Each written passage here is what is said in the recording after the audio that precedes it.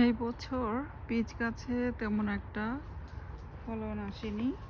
এই যে নিচে তারপরেও কাঠবিড়ালি খেয়ে খেয়ে ফেলছে, পাখি খাচ্ছে।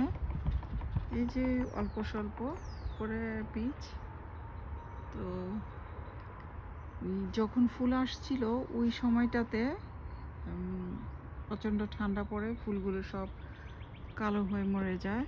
তো যে কয়টাই সারভাইভ করছে সেই কয়টাই একটা দুইটা দেখা যায়, হয়তো বা পিচ নাই।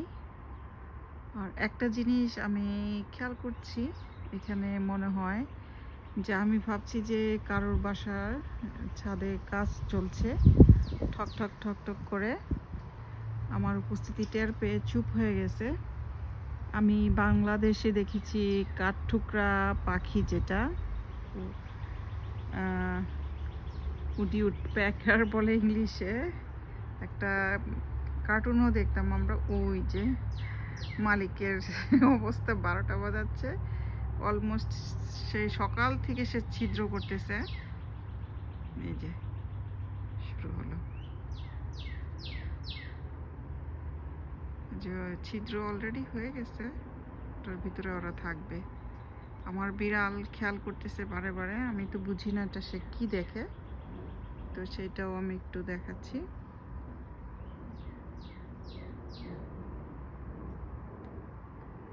আমাকে দেখে চুপচাপ, আমি সরে যাই।